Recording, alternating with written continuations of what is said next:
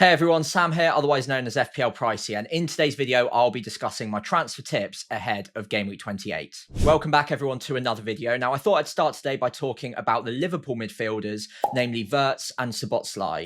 Now, Wirtz, unfortunately, was in the starting lineup, but got brought out of that at the last minute against Nottingham Forest, having picked up, I think, a lower back injury in the warm-up to the match. Now, Slot has come out since and said, we don't think it's anything too serious and that he is probably and expected to be okay for the following weekend. Obviously, that's a very nice home game against West Ham, followed then by Wolves, Spurs and Brighton. So it's a good fixture run. And Wirtz has been impressive recently. That underlying data, although at the start of the season wasn't all that impressive, it has been ticking up quite nicely recently. And whenever he has been picking up an attacking return, which has been more often as of late, he's also been getting bonus points alongside it because he is so creative. He gets a lot of those little additions to the bonus points rankings so that all it takes is an assist or a goal, and then all of a sudden he starts ranking pretty highly in the bonus points algorithm.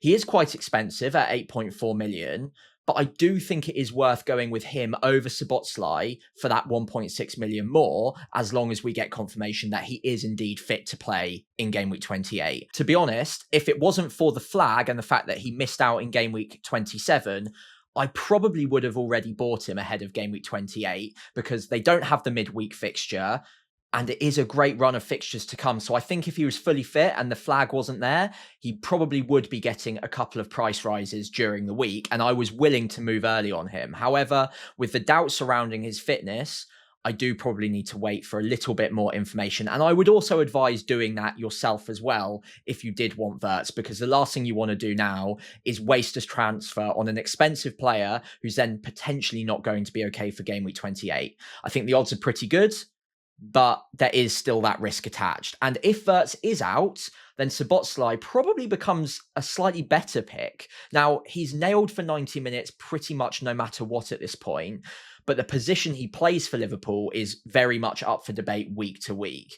Now, he has got minutes at right back. That's because Conor Bradley's out, and I think he's out for the rest of the season. Frimpong has constantly got his own injury doubts. So Szoboszlai's been tucking in and filling in that position at right back quite nicely this season. When he does so, he also picks up DEFCON fairly regularly, and it's not like he loses the set pieces when he's playing that position either. We know how effective he is from those set plays. So Szoboszlai is never a bad pick, but there is an element of, do you really want a reverse out of position midfielder playing right back for a team that are likely to score a few goals in the next 4 game weeks? Is Szoboszlai that likely to pick them up if he's playing at right back? Maybe not. However, if he is playing more advanced, if Wirtz is out, for example, and Szoboszlai, being one of their best creative players in the team, plays in a more advanced and central role, then I think he could be a very good value pickup at 6.8 million. He might lose the DEFCON ever so slightly, but that underlying XGI probably starts ticking upwards again. And it's not like he's projected to do badly over the next 4 game weeks, even if Wirtz is fit, and he might still be playing in a fairly advanced role regardless, because who knows, they might find another solution at right back. Endo's played there, Gomez has played there, Frimpong could be back in the mix, so Szoboszlai could play more advanced. But I think out of the two, if both were fit and we had confirmation before the deadline, I would take I almost said gamble, but I'd take the Wirtz route rather than the Szoboszlai one, as long as it doesn't lock me out of moves elsewhere with that extra 1.6 million that I'm spending. I just think the potential upside for Wirtz is there. If he bags a brace, he's getting 3 bonus points as well. You could be looking at a pretty sizable haul. So I like Wirtz. Szoboszlai is also an amazing player. I've owned him this season and he has done pretty well for me as well. But you are quite reliant on the spectacular from him because he doesn't pick up a ton of shots. And when he does score, it tends to be a worldy free kick or a great long shot from outside the box from 30 yards as well. And those are quite low XG chances. It's not to say he can't replicate those, but Wirtz is consistently picking up chances and getting shots away and playing in a more advanced area generally. Of course, the midfielders are not the only position where Liverpool picks are going to be popular this game week. Virgil van Dijk in defence looks like a great pickup right now. Good fixtures over the next 4 for clean sheets, you would say. West Ham, Wolves don't score a ton of goals, although in fairness, West Ham did put up 3 XG against Bournemouth and have been a bit more potent recently. So maybe one to monitor there. Wolves away, followed by Spurs at home, who did not look much better under Tudor against Arsenal, although let's be fair, early days, and it was against the best team in the league. So maybe we shouldn't judge them too harshly on that. And then Brighton after that, I could see a couple of clean sheets in there. And although it does feel quite like points chasing, considering he's picked up back-to-back double-digit hauls now, we know he's a good pick. It's not like he's come out of nowhere and he's got no attacking returns ever before and he rarely plays 90 minutes and all of a sudden he's just bagged a couple of hauls and people are jumping on him because of that. There is an element where a few managers will be buying him because of the recent hauls, but I think if you can cast that aside, he is still a very good pickup. He's got decent underlying attacking data for a centre-back. We know he scores a couple of goals, well, 3 or 4 goals every single season. I think there's still a pretty decent likelihood he scores another 1 or 2 before the end of the season. He's absolutely locked in for 90 minutes, which is valuable with the blank game week coming in game week 31, where they don't have the best fixture, but it's still all right. Brighton away from home isn't a terrible fixture to be playing in the blank. And Van Dijk is still also one of the best higher priced defenders for DEFCON. All season long, he's been averaging about 9 DEFCON a match. So he does pick it up fairly regularly. So with that in mind, with the fixtures coming, it does feel like points chasing because he's just picked up 2 hauls. But I think if you remove that from your thinking, he's still a good pick and it still makes a lot of sense to be buying him now ahead of some pretty reasonable fixtures until a lot of people are looking at wildcarding in 32. Now, Virgil van Dijk is not the most popular transfer in defence this week. That is because that title will be going to Nico O'Reilly, who scored 3 goals in his previous 2 games.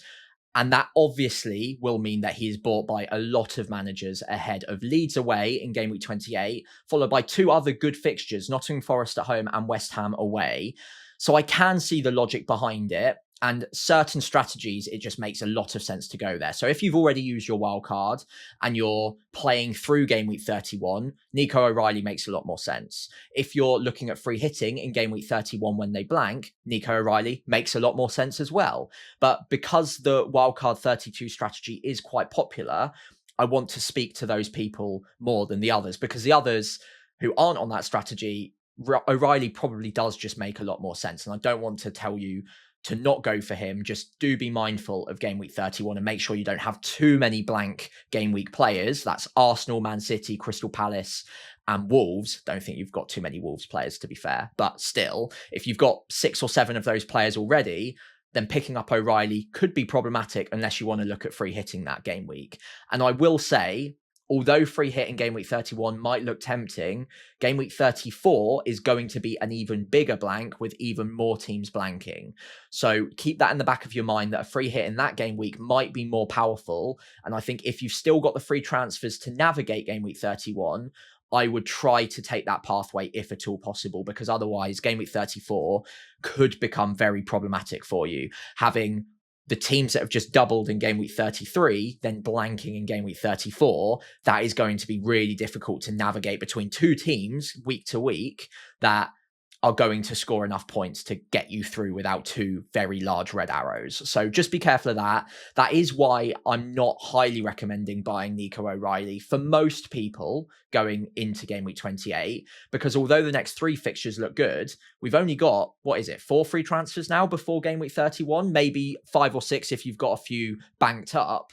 But also, a lot of us do have triple Arsenal, or at least double. A lot of us do have 1 or 2 Man City, and a couple of Crystal Palace players are fairly popular as well. So I would just be mindful not to snooker yourself and have too many Man City, Arsenal, Crystal Palace players with limited free transfers ahead of game week 31. If it wasn't for the blank, I'd be much more highly recommending him. He's playing in centre midfield now, in fact, almost as a number 8. So although he's a registered defender in FPL, he's playing much more advanced than that. And the attacking returns are flowing, and he is getting into those positions much more regularly now. 7 attacking returns this season, good underlying data, averaging about 1 in 5 in terms of XGI per 90, so 0.21, about 1 in 5. And although the projection for the next 4 is quite low because of the blank, I think if you remove the blank from the equation, that projection will be amongst the highest of all defenders for the next 3 game weeks in isolation. So I think if you've got the free transfers to navigate it, or maybe not too many Man City, Arsenal, Crystal Palace players anyway, O'Reilly does make more sense. But just do the planning ahead and make sure that you can navigate game week 31 without having 7 or 8 players playing that week. Obviously, you can probably get by with 9 or 10. It's fine. Like, that's a perfectly viable strategy, but it's just one to flag. And I wouldn't want to recommend on a video diving headfirst into triple Man City, triple Arsenal, couple of Crystal Palace, and giving yourself a problem in game week 31. It just wouldn't be a very clever thing for me to say on a video. So just at least keep that in the back of your mind. Nothing wrong with buying O'Reilly or Semenyo, but just be mindful of the blank and make sure that you've got the transfers, or you're happy to navigate it with 9 or 10 starting players. Okay, so speaking of blank game week 31, the other team that will be blanking that a lot of us have high ownership in is Arsenal. Now, Arsenal is a slightly different situation because unlike Nico, O'Reilly and Semenyo, maybe Semenyo is a slightly different case actually, but these Arsenal players are owned by the majority of the game. Now, I've picked out Rice and Timber, but the same goes for Gabriel, for Raya, for Saka as well to an extent, maybe even Gyökeres in some teams too. They are pretty well owned across the board. Most of us have 2, maybe 3 Arsenal players. And if you're not free hitting in game week 31, you can't really carry all 3 of your Arsenal players through, because a lot of us also have Erling Haaland, for instance. Maybe some of us don't have a third playing substitute. So I've got Mark Giu, who doesn't get any minutes either. And then you might have Semenyo, you might have O'Reilly, you might have some Crystal Palace players as well. So getting rid of Arsenal players over the next 3 to 4 game weeks will be a quite popular move. I think it's all about timing. So I've picked out the 2 players that I think people are looking at offboarding now. Players like Gabriel are probably going to stay and maybe even get benched by the majority of managers because of value tied up in him in game week 31. And Raya, as long as you've got a playing second keeper, and a lot of us do have Dubravka, you can just hide him on the bench in game week 31. You don't need to sell him. With Rice and Timber, they're at decent price points. Timber's one of the most expensive defenders you can own. And Rice is also at 7.6 million now. So again, lots of good midfielders around that price point. So I think they will be 2 pretty popular transfers out in game week 28, but also every week now up until the blank game week in 31. The question is, are they desperate to sell right now? So I want to deal with Declan Rice first. And although the fixture first up against Chelsea at home isn't a great one on paper, I don't think he's a player you need to be getting rid of right now. Now, that being said, I think there are plenty of other midfielders that are providing the potential for higher upside in the next 4 game weeks. And if you don't have some of those midfielders, he does make perfect sense to be getting rid of. But I think there are other midfielders that a lot of us do own that are higher priority as sales than Declan Rice, because he is picking up DEFCON every week at the moment. He has still got decent underlying attacking data. And because he's got such good delivery from set pieces, and Arsenal are one of the best teams in the world from corners and from free kicks, Rice could pick up an assist in any one of these games and come away with a 9 or a 10-point haul with DEFCON, with bonus. So I don't think he's ever a bad player to own, regardless of the fixtures. But it is just whether you think that there are other midfielders out there that can provide that little bit more, that either value for money or attacking upside between now and 31. Because I think all of us are probably going to get rid, or 99% of us are going to get rid ahead of game week 31. But do you think that between now and game week 30, there are other midfielders that could provide more? I think that there are, but there's a whole list of them. There's maybe 10 midfielders that I can think of that could provide more upside, but probably only 4 or 5 of them actually will. It's a bit like Elliot Anderson. He ticks along 4 or 5 points every single week, never gets anything flashy, never gets any big hauls. Declan Rice can get big hauls, by the way, unlike Elliot Anderson. But with Elliot Anderson, you know you're getting 4 or 5 a week. So over the next 4 weeks, you'll get 16 points, maybe towards 20 if you're lucky. And maybe 4 or 5 midfielders around the same price point will outscore him. But there will also be 4 or 5 that blank a couple of more times than you think they will, and Anderson will comfortably beat them. I think that's the same with Declan Rice, where he will probably come out of the next 3 games with 15 points-ish, I would say, as an average, but I could probably quite reliably say that. I don't think there's going to be too much variance in that. He might get lucky, he might spike a 12-pointer or something, or he might get unlucky, get a couple of yellow cards or a red card, and obviously that throws it out. But I think he is more reliable to get around 5 points a game for the next 3 game weeks than most other midfielders. But there are a number of other midfielders that could spike 2 double-digit hauls in the next 3 game weeks, given the fixtures that some of them have. I'm looking at Brentford, Bournemouth, maybe even Harry Wilson at Fulham, Wirtz at Liverpool as well. So they could potentially massively outscore Declan Rice. But also, if they don't bag one of those 2 double-digit hauls, they could lose to him quite significantly. So I don't think he's a desperate sale. And I don't think if you've not got in mind the exact midfielder that you want to replace him with, holding on to him for another week until you make that decision and feel more confident in which player you want to go with, I think it's absolutely fine to hold on to him. So I'll move over to Timber, because I think most people are much more frustrated in him than they are with Declan Rice, because Rice has been ticking along pretty nicely. Timber, not so much. He picked up an assist in game week 27, but at the same time picked up a yellow card and got brought off early. Now, there are a few theories flying around as to why that is, why he got brought off on the 57th minute. One theory is he was knackered, which is fair. He's played a lot of minutes recently. Another theory is he just wasn't playing that well. And that kind of ties into the third theory, that he was on a yellow card and he'd put in a couple of other little challenges that might have seen him get close to picking up a second yellow card with the next challenge. So maybe it was a bit more tactical, bring him off before he gets himself in trouble. I think it might be a combination of all three. I think he wasn't having the best time of it. He has looked pretty knackered recently. And because he was on a yellow card, it felt like a pretty good excuse to get him off. With that in mind, and given that they don't play in the midweek up to Chelsea at home, which is obviously the following Sunday, I hate to say it because I do own him and I'm very tempted to get rid of him, but I don't think he's an easy sell. I think he's still a player that can haul. He's terrible on DEFCON, but he's very good on attacking threat.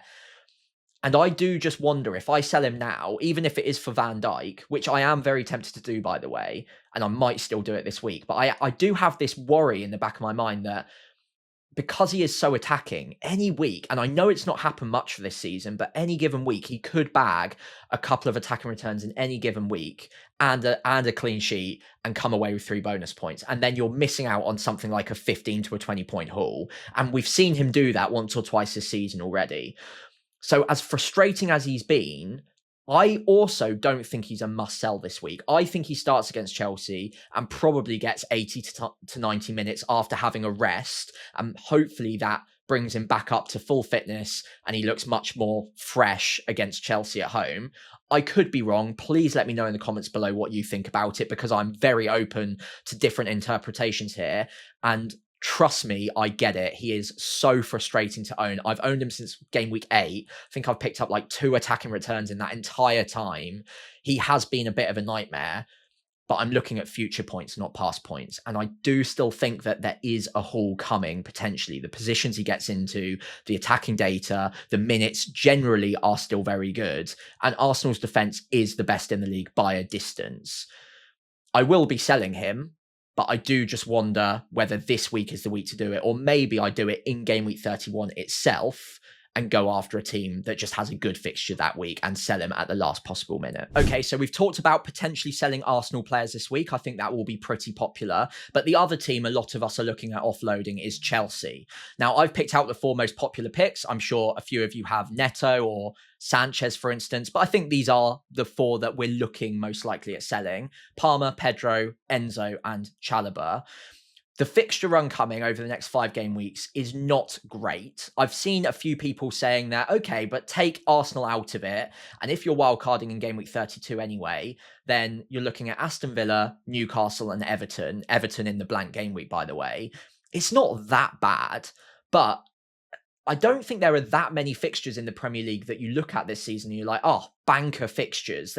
It does feel fairly even across the board. Your Aston Villas, Newcastle's, Everton's, chuck in Bournemouth, Brentford, maybe even Man United in there as well. A lot of these fixtures they're not great and they're not terrible. They're kind of in the middle.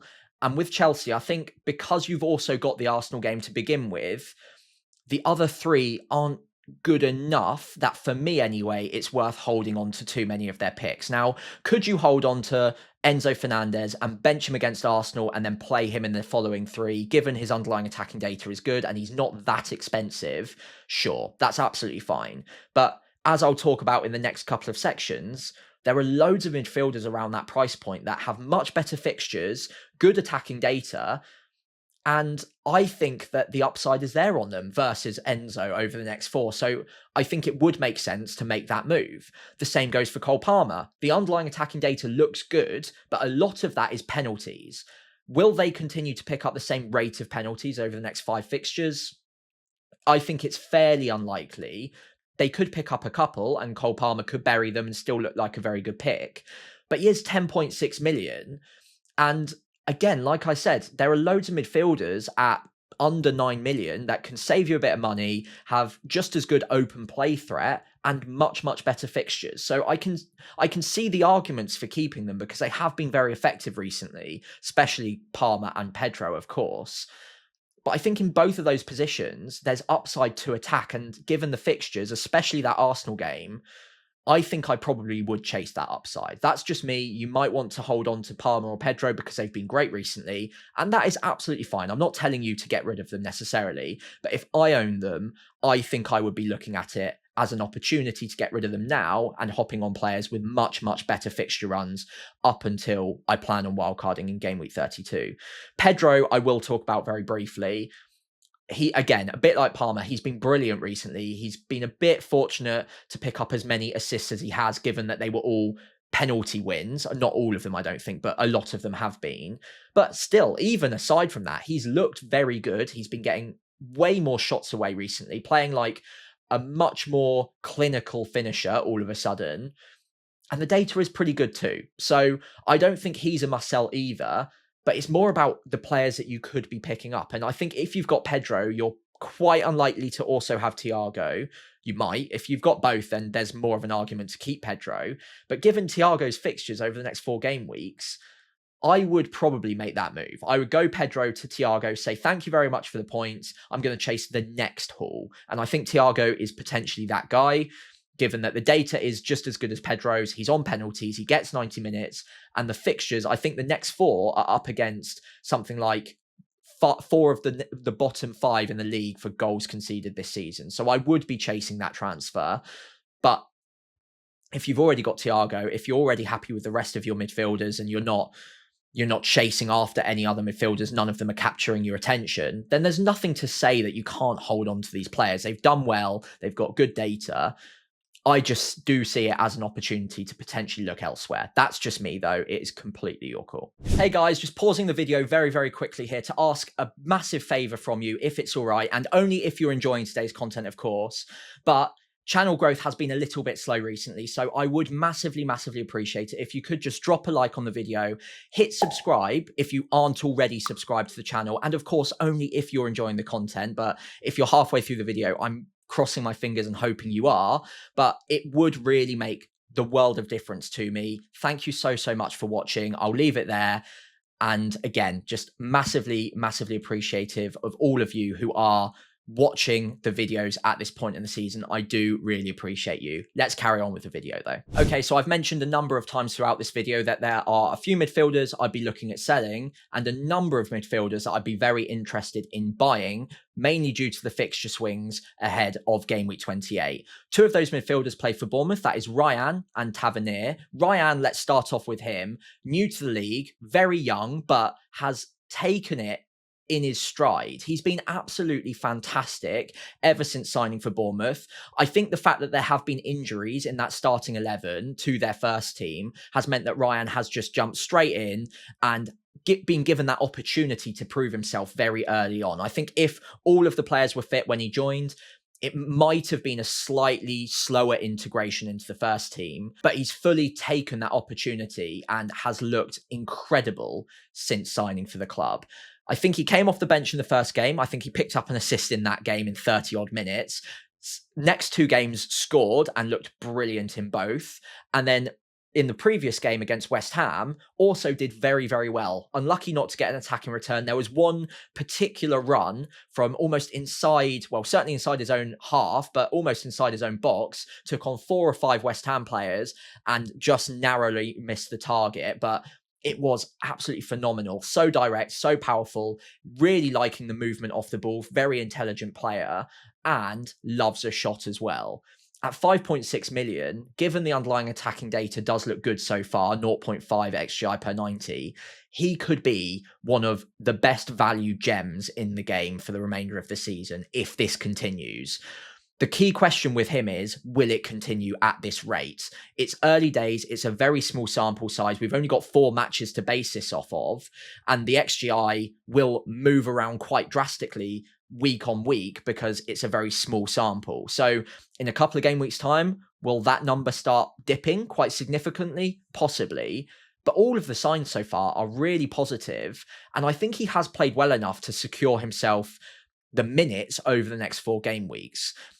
On the other side, if you're more pessimistic on the minutes, I would understand why. And that would be because he is new to the league, he is young, he is learning, and Bournemouth have had injury problems. Those players are now coming back. Tavernier is obviously example number 1, but they've also got Brooks coming back in. They've got Krupi and Evan Nilsson in there. Adley's played well too. There are a number of options in that forward line that can play in his position.